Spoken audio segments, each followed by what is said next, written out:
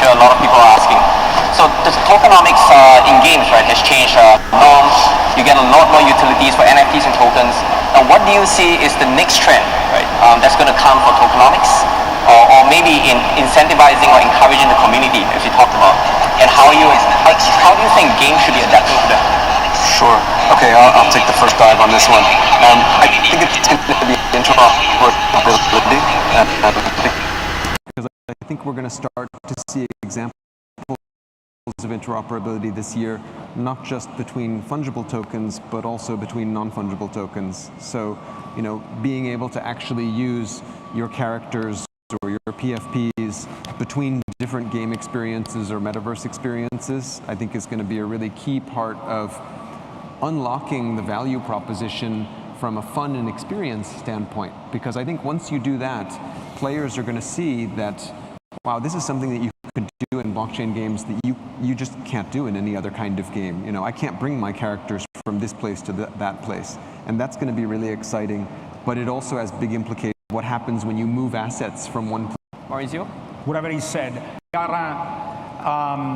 more time we spend playing these games, the more time we invest, get out of what we are doing, a sense of ownership that we can take also in real world, that we can take into another game, into my Twitter picture profile, and so on and so forth, is something that we will see more, I feel. It's, again, we like what we are doing, and therefore I want to share it with the rest of the world, and this is the best marketing that you can buy. If you as a game have found gamers, your players are proud to be out there and talking about what they are doing, bingo. Yep. All right, yeah, I'll close out by saying something that's more from the game economy, / game design side of things, right?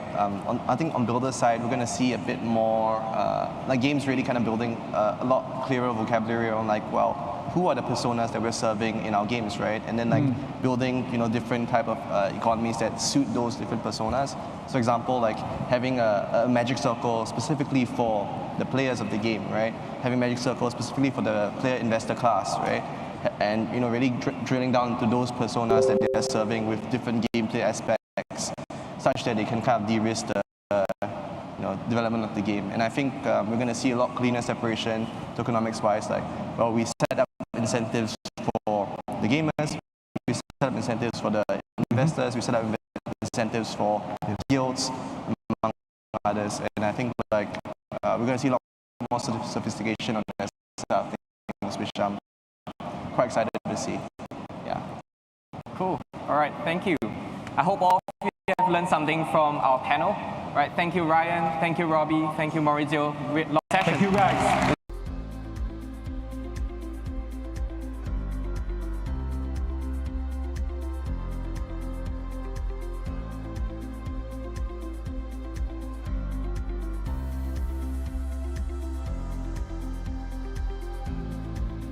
All right, thank you very much to Alvin Can and the panel. I mean, ladies and gentlemen, after that discussion, who wouldn't want to get involved with GameFi? Actually, speaking of which, Leah, are you involved with GameFi? Slowly, I'm getting there. I'm learning more and more about it. I like the idea that you become sovereign over your assets. So, yeah. Just by show of hands, ladies and gentlemen, who's involved in GameFi here, just to get an idea? I'm sure there's more than that. Who's involved in GameFi here? Okay, very interesting. Obviously, there's a bright future ahead. I mean, there's a lot of ways to go. There's a lot of potential in it. All right, so what do we have up next, Leah? So keeping with this same theme, let's dive further into GameFi and the world of NFTs. With Binance's head of product comms, we have Damilola Adufa. The panel will be covering all the different types of barriers that we see when it comes to NFTs and DeFi mass adoption and GameFi mass adoption. So please let's pause, ladies and gentlemen.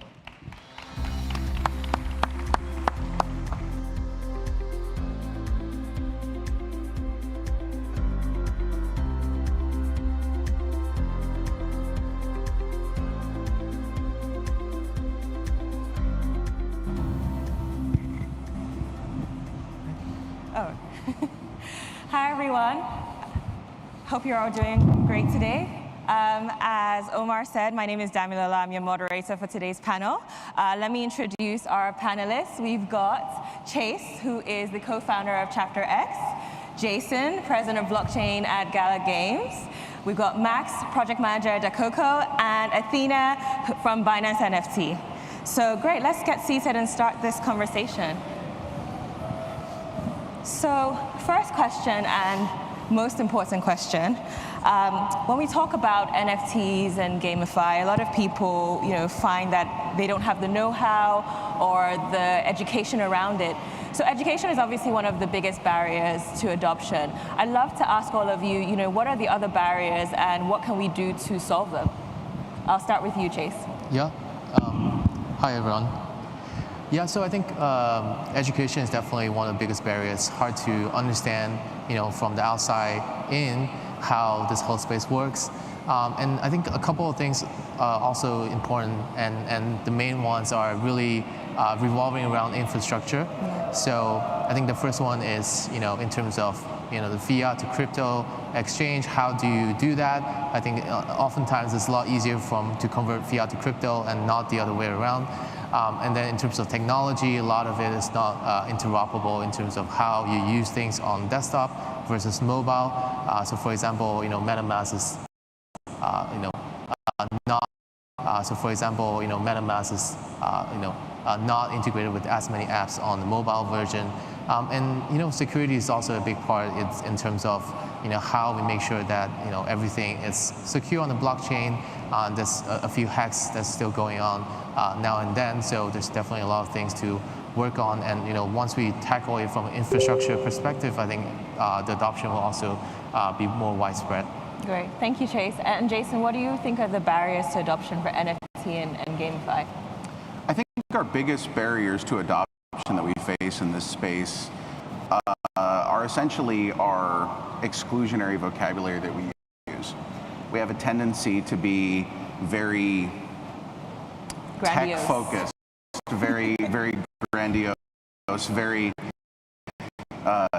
talking about things from a very, very complex perspective that is very difficult for the average person to approach.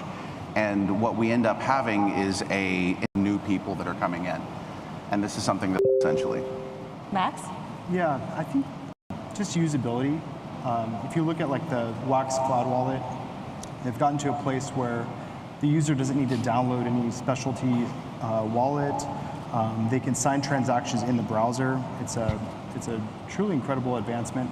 I think game developers to integrate these tools for community engagement rather than just financial assets is another way to get mass adoption. Athena? Yeah, I think actually what the user really fear about is not the technology itself, because I should say technology does not have a right or wrong side. It's the way that how people perceive it and how people use it. So I think in order to make better adoption of technology, especially blockchain and NFT, I think there are three boxes we need to tick. The first one is definitely education. Everyone talk about it.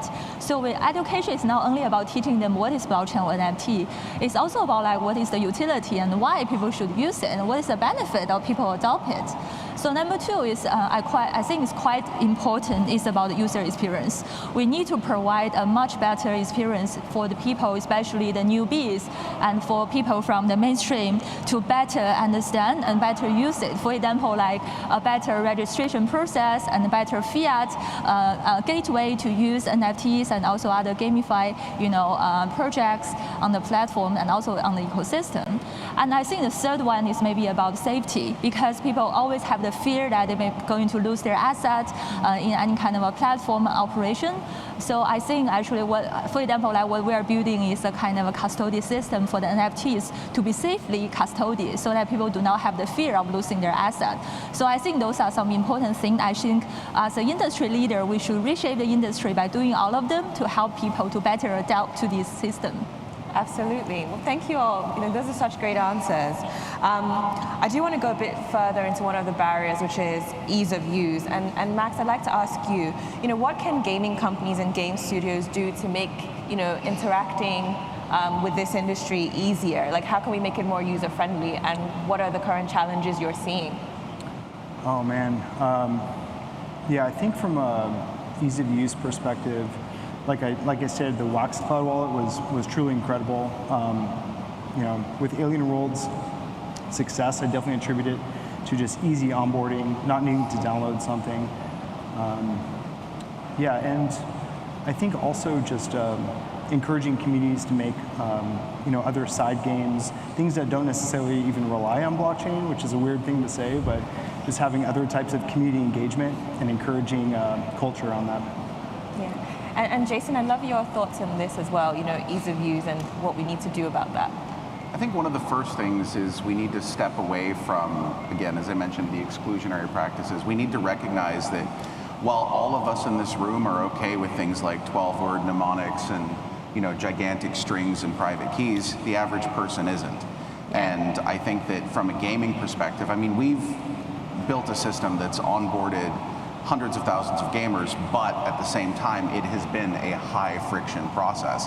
And there's massive room for improvement in that space. And I think that, you know, you mentioned the Wax Cloud wallet. That's one potential way that some of these problems can be solved. There are other types of wallets and systems out there that make it easier to bring people in and make it less intimidating and frightening for them to begin. Absolutely. I want to go back to discussing about NFTs and the use cases. Everyone talks about art as maybe the most common NFT use case. And Athena, I want to ask you, what other NFT use cases are there, and how can we use them to kind of alleviate people's fears of, you know, getting into the space and the technology about this? Maybe I can pick this question. So a lot of people have the perception that NFT is about arts or collectibles.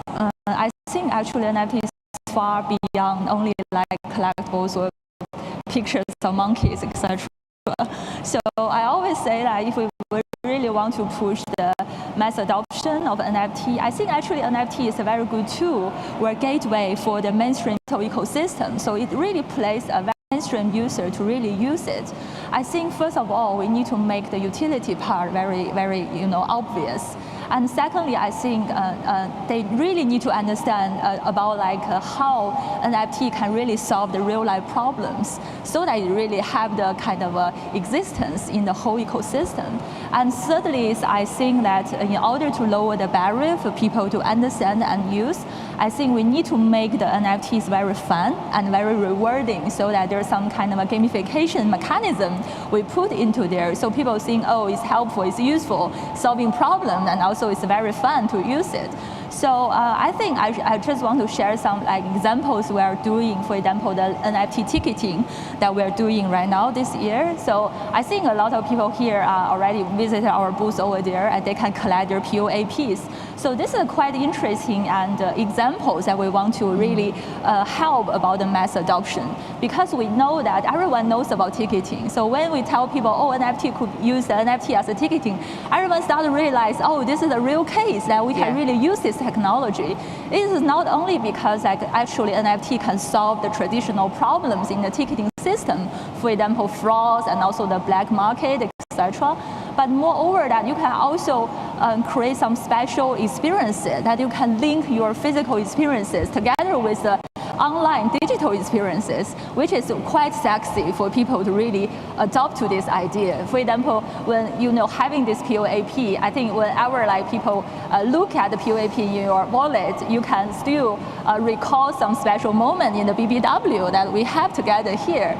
And also we can add some additional utilities into that. So in the future, people can still keep unlocking some kind of special utilities from the experiences. For example, last year we have the ticketing NFTs with Louis Capaldi, that people, the fans, really can get closer engagement with the idols or celebrities they're following.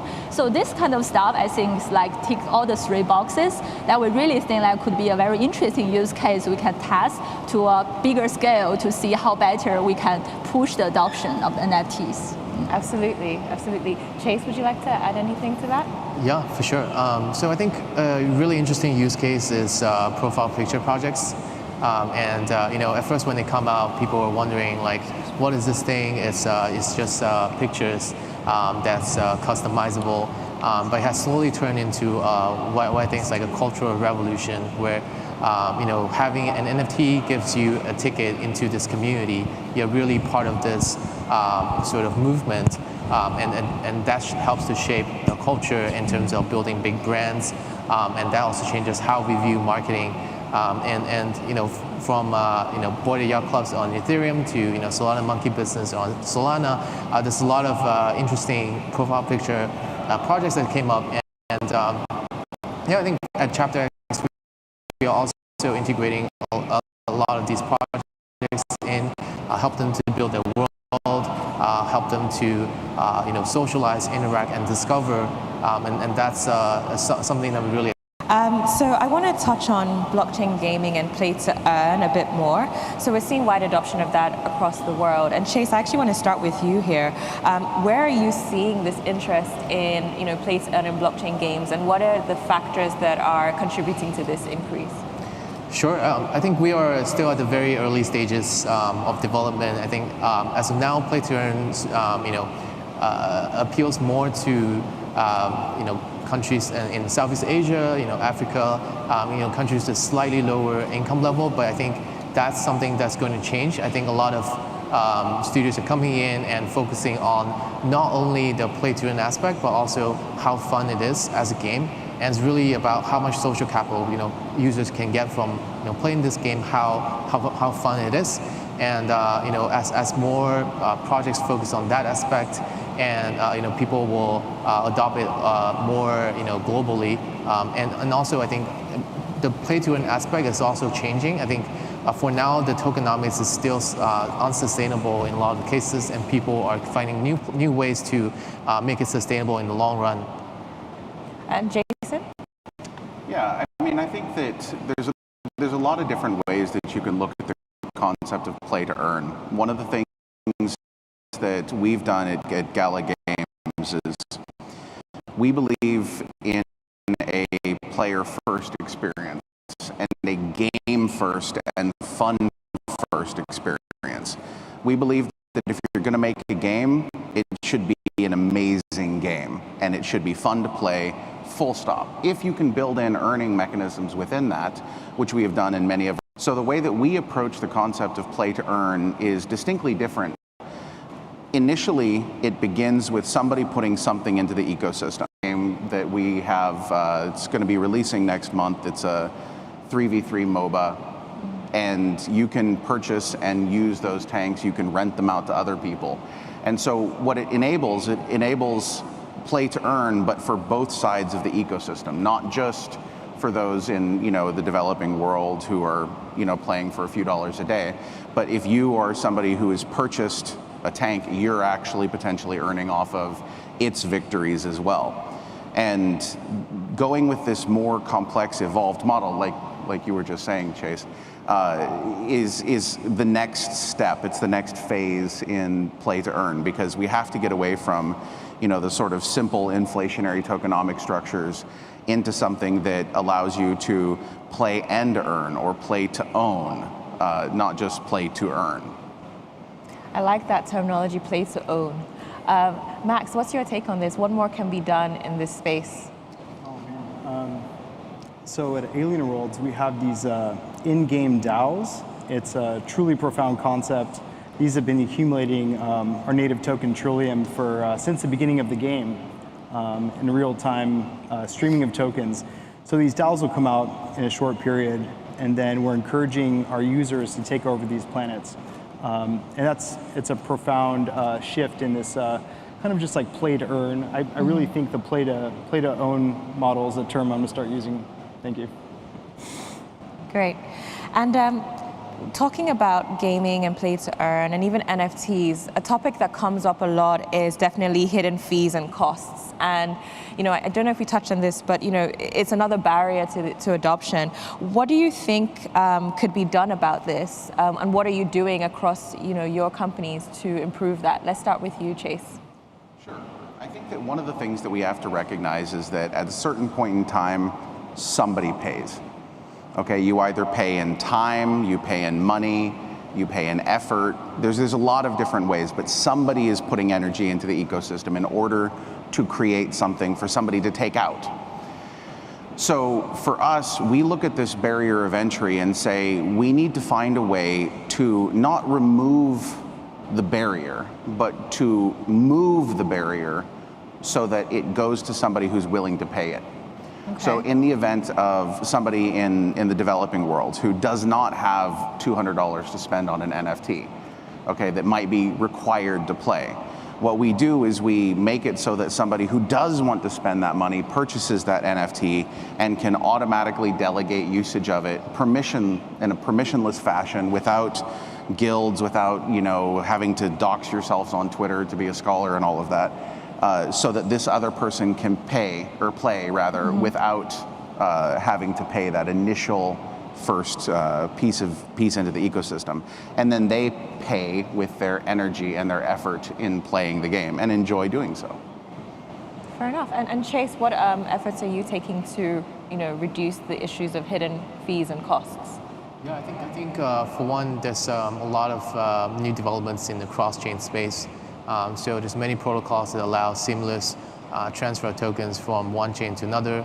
There's a couple that's out there already, like I think multi-chain that's supporting Binance. There's Layer 0 as well, and I think that's a big step forward. And in terms of games, I think a lot of things can be deployed on different chains for different purposes. So if you want more liquidity, you can go to Ethereum. If you want lower transaction fees, you can go to BNB chain, go to Polygon, and others.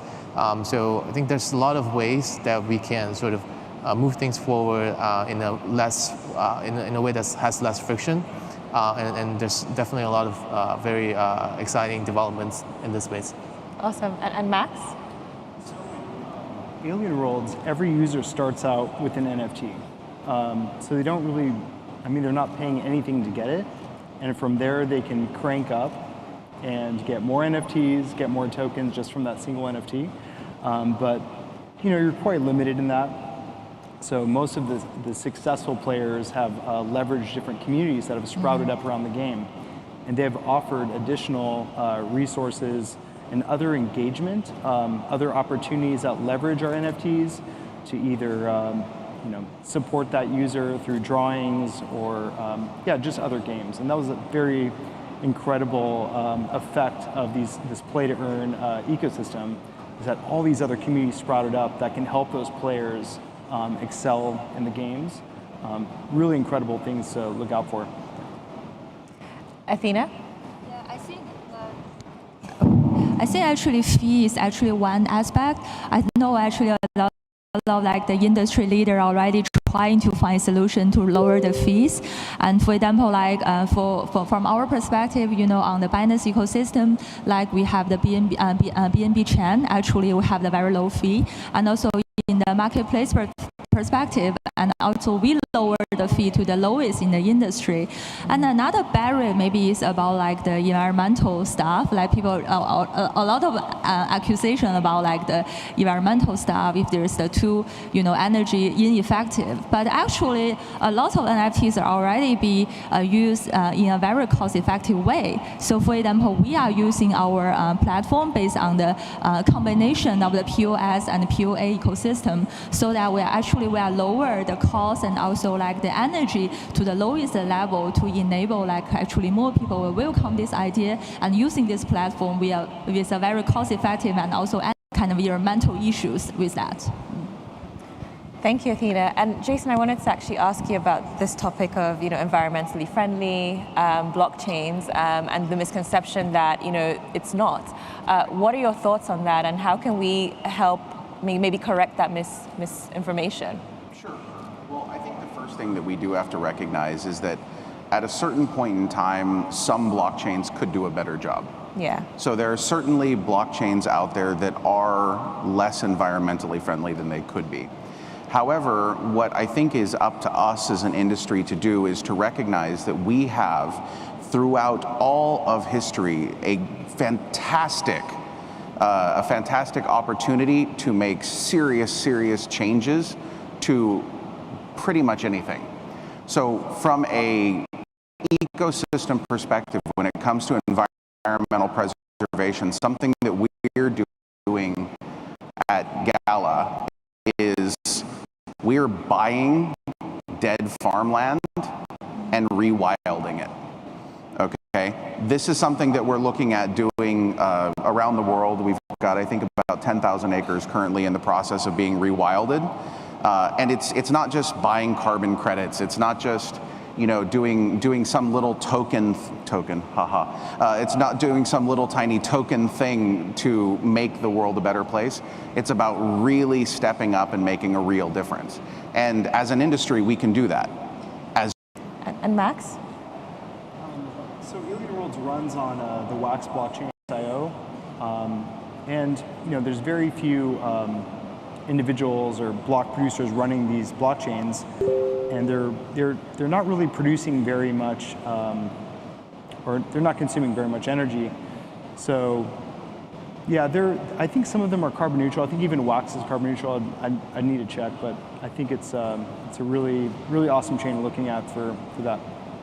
Awesome. Well, we've just got a few minutes left, and I just wanted to take some time to give you the opportunity to talk about the other exciting things you're working on in this space, to ease these barriers. So, Chase, let's start off with you. What are the exciting things that we should expect from Chapter X? Sure, yeah. So I previously was at Binance Labs and was investing in early stage crypto and moved out recently to start my own project, Chapter X. Chapter X is a new world interpretation of, or a new chapter of MetaFi.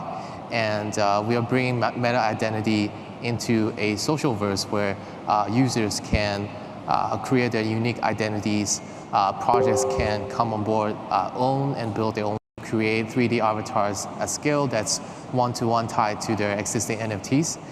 So all these function within a social infrastructure that allows more intimate interactions between NFT projects and users.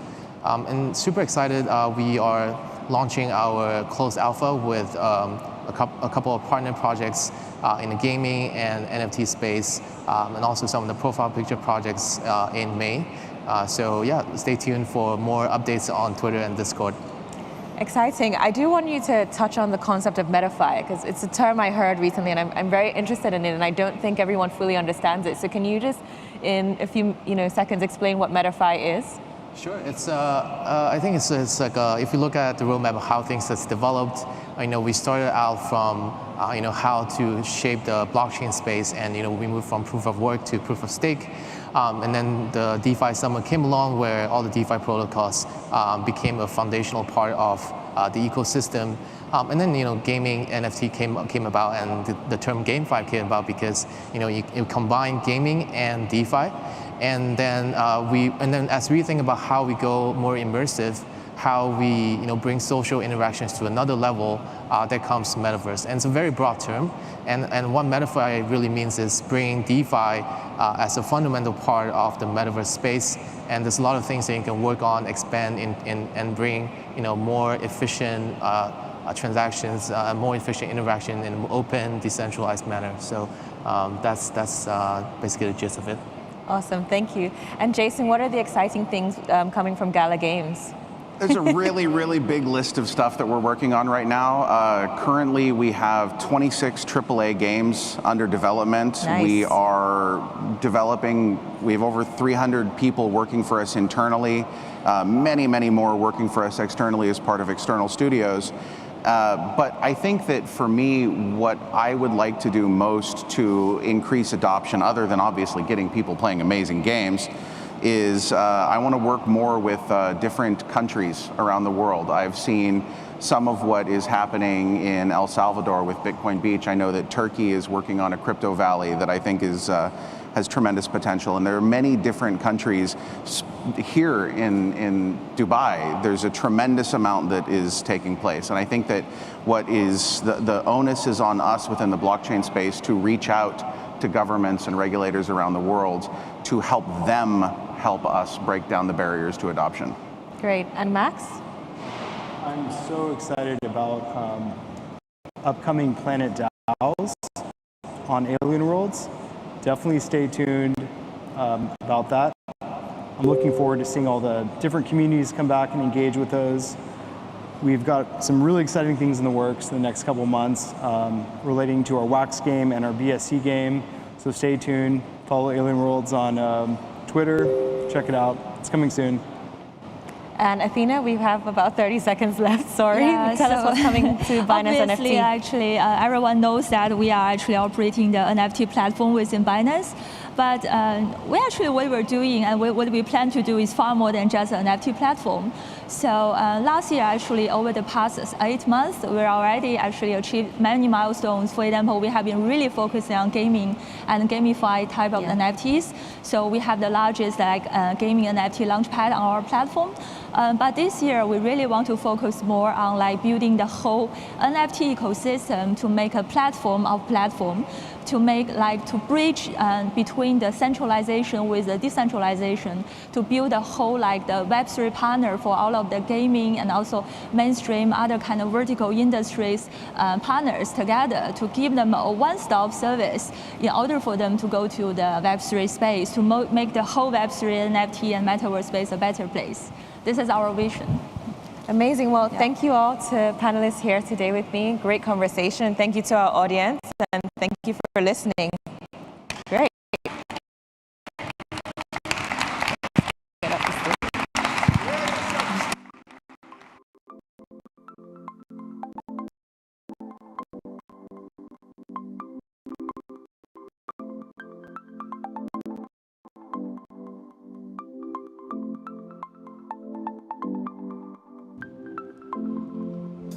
Thank you so much to Damilola and her panel.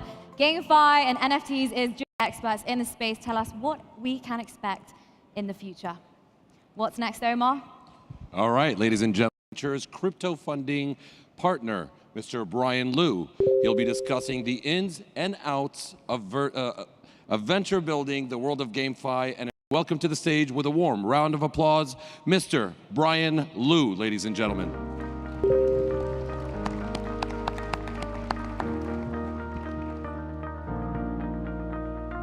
Good? Thank you, Brian. Thank you. The stage is yours. Hey guys, how's it going? Hello, Dubai. Well, my name is Brian Liu, and I'm the founding partner of IVC. IVC is a relatively new crypto fund. We've only been around for about 8 months, but we're about a $80 million fund, and we're actually part of the Headline group. So Headline, we've been around for about 15 years. We are about $3.9 billion fund, and we span across 4 regions: North America, South America, Europe, and Asia. Headline hasn't really invested in crypto much, so we decided to start a crypto fund, and that was what Infinity Venture was for. So as a relatively new crypto fund, we had a hard time getting into deals. And that was something that was quite concerning for us because when we were going after deals, everyone was telling us they didn't know who we were. So we decided to take a kind of a different approach to investing. We came up with the idea of venture building, and that became our thesis for IVC. So as venture building partners, we are committed to supporting founders and leveraging our global network to empower blockchain startups, tokenomic design, and exchange listings. So we were lucky enough to have some LPs that were very, I guess they believed in what we were doing. So on the bottom are some of our select LPs: Animoca, Bandai Namco, Circle, USDC Circle, Digital Currency Group, Sega, and we have quite a few of the Chinese exchanges that invested in us. So here are some of our select investments that we've done. Infinity Ventures has done over 100 investments. About 40% of our investments are in games and GameFi. 40% is in Web3 and Metaverse, and about 20% in DeFi. So as you can see, our investments, and I'll get into that because when I said earlier that we were venture builders, YGG SCA is one of the projects that we incubated along with YGG, since YGG was one of our first investments in the fund. So here, right here on this page, it shows a couple of the investments that we did that we were doing for venture building. Now, when we first started, nobody wanted to give us a chance. So one thing that we promised that we would do with our connections around the world through Headline was we would help them break into markets that they weren't able to break into. In this case, for YGG, one of our first investments, they didn't want to let us invest. I mean, when I went to Gabby, we were the last investors in. He told us, we already have A16Z, we have Kingsway Capital, we have Delphi Digital, we have BitCraft, we have pretty much everybody out there in crypto invested in us. Who are you guys? Why should I let you invest? So I told him, I'm like, well, you know, why don't you tell me what your biggest pain point is? And if I can solve your biggest pain point, you let me invest. So he told me that his biggest pain point was that because of COVID, he had a difficult time expanding out of Southeast Asia, especially out of the Philippines, which is where YGG was from. He's telling me that Indonesia, Thailand, Vietnam, Malaysia were not growing as organically as he would like. So us, as being a pretty decent Web 2 VC out there, we had our contacts and our LPs in all those regions already. So I told Gabby, I said, why don't I go to my LPs and ask them if they would come in and help you build YGG Thailand, help you build YGG Malaysia, YGG Vietnam. And then that was when the first concept of the YGG sub-DAO came about.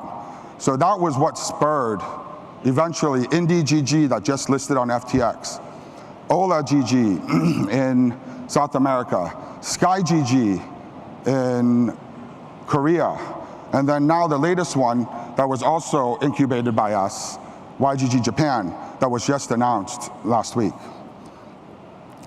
A couple of these other ones, XLD, MetaOne, and Rsong. I don't know if you guys saw Rsong, but Rsong is a company that was partnered with KKBox in Taiwan, the largest live music streaming platform. And that was actually John Legend's project. So John Legend and the KKBox team came to us and told us that they actually didn't know how to launch a token or an NFT. But being based in Taiwan, our fund and also them being based in Taiwan, we came together and actually incubated them and helped them design their token model. We actually raised about 16 million for them. We helped bring in the cap tables, help them arrange basically all the investors, and then now they're getting ready to list in the next month or two.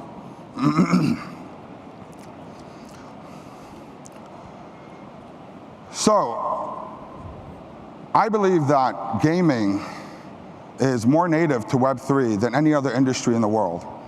And we expect that the next billion users will actually be onboarded because of games. And I'm sure that you guys are hearing that GameFi is actually an extremely hot topic. And everyone's talking about GameFi, everyone's talking about NFTs.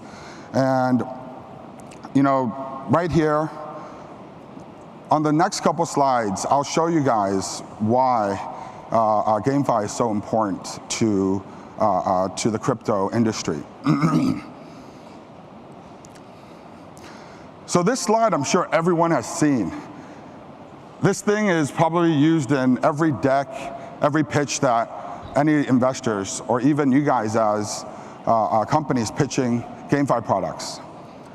So if you take a look at this, this came out in August 2021. This is actually what really spurred and had people see that the capital of play to earn was in Southeast Asia. If you take a look at the MetaMask accounts, and this is basically for the daily active users, the first country, even ahead of the US, is the Philippines. They have more daily active users for MetaMask accounts than the US. Number 3 is Vietnam. Number 5 is China, 6 is India. And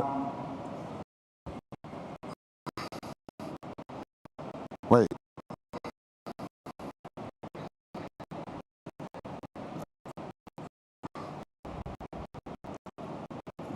Okay. So,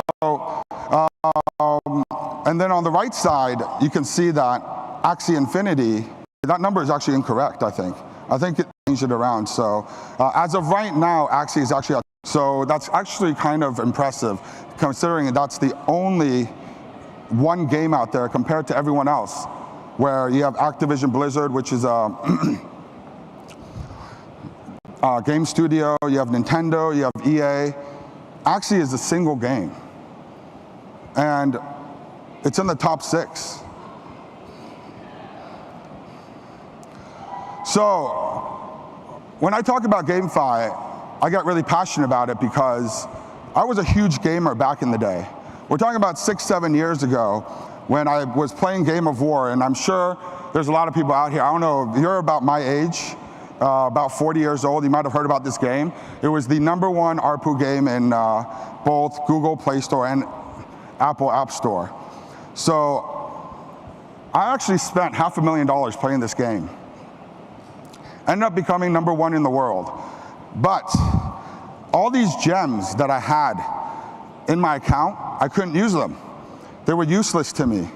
But if this was a Web3 game, I could probably recuperate my investment.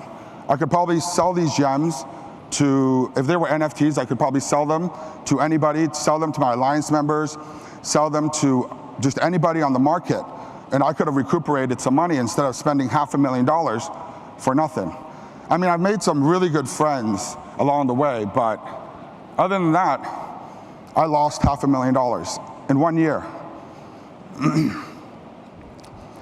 So here you see tons of traditional Web2 companies jumping into Web3. The latest one that listed, I don't know if you guys even know it, they're the largest gaming studio in Korea. They just listed on FTX, and it's called Come to Us. The ticker symbol is C2X. That company right now is valued at about $4 billion, but they are a traditional gaming company. They built Summoners Arena. You have Fun Plus that did Kings of Avalon, and they are, I heard, coming into Web3. Azure Games from Russia, they're raising a round right now, coming into Web3. Tap Fantasy just launched their game into Web3. The exact same game from Web2 is getting launched into Web3. I think they're launching next week. It's already in beta, but the full game launch will be next week. So if you look at this, it's quite amazing. Crypto unicorns. You guys heard Ryan from Delphi talking about it earlier. That game is from Laguna Games. The CEO is actually a AAA studio founder where they created crypto unicorns. That game, in my opinion, is probably one of the few games that can rival Axie. And if you read any of Delphi's articles, research articles on them, they said the same thing. Maybe the next Axie. So take a look at crypto unicorns. We over at YGG, we hold the most NFTs there. We have about 15% of their whole NFT collection, and that's one of our most bullish games. So if you look at the bottom, that's the YGG family. YGG started the whole gaming guild, and from there it spurned all these sub-DAOs. YGG SCA being the first one, Indie GG, Ola GG, and then now you have Sky GG from Korea. You have Japan YGG that just launched. So, and with the YGG partnership, we have done a lot of strategic partnerships. We have Merit Circle as one of our investments, Akad Arena, which is a guild that looks into and works with esports gaming in schools. We have Neftify, BayZ. So all these are part of our YGG family that we have created, making us the #1 guild in the world. Oh, nice. So I just had this slide changed yesterday. But as of March, I think we're at 20, as of March 28th, we have 35,000 scholars within the YGG ecosystem, making us the largest guild in the world.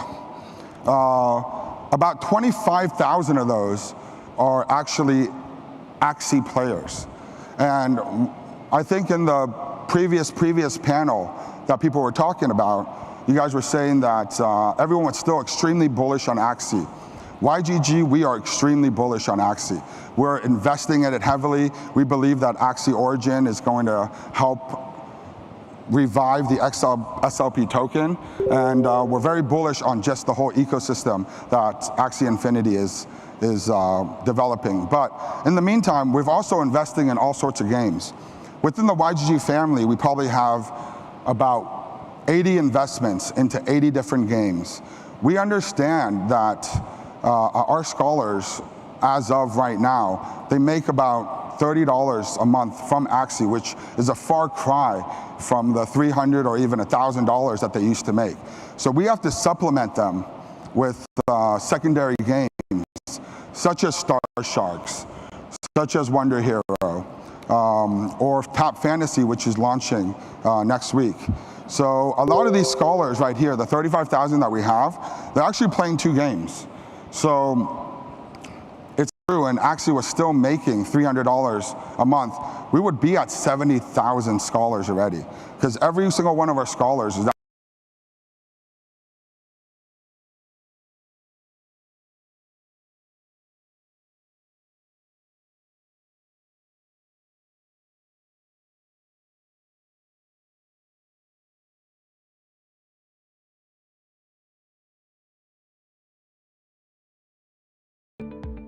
Thank you very much. We appreciate the information. Now, ladies and gentlemen, it's always great to get the latest update and information when it comes to GameFi. In fact, myself and my co-host Leia were just having a quick chat about it. And Leia, you had an interesting story about the mass adoption of GameFi, or particular games in the Philippines in particular. Share that with us, please. Yeah, I was personally very excited. I think our guest just previously mentioned it about Axie Infinity in the Philippines. Over the last 2 years, helping people earn money during COVID when, of course, they couldn't work. So Play to Earn is really having a huge impact across the globe. I personally love to see it. I guess I'm in the wrong business. I might as well play some games and get paid for it. I'll teach you after. I'll teach you how to Play to Earn, Omar. All right, ladies and gentlemen. Next up, we're going to take a look at another one of the industry's newest use cases, fan tokens, and through them we can innovate the way we engage teams, brands, and celebrities. So to explore this topic even further, let's please welcome Binance Fan Tokens Wayne team. Please join us. Round of applause, ladies and gentlemen.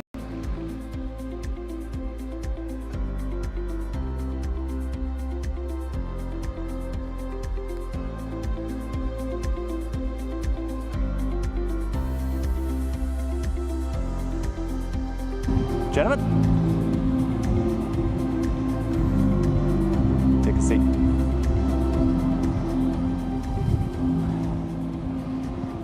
Good afternoon, ladies and gentlemen. This is Wayne Tian from Binance Fan Token team. I'm currently leading this fantastic project. Binance Fan Token has been started since last October, and as you may already seen, we have like 3 sports IP already on our platform in terms of football, and 1 very amazing Formula 1 IP in our landscape as well. So today I'm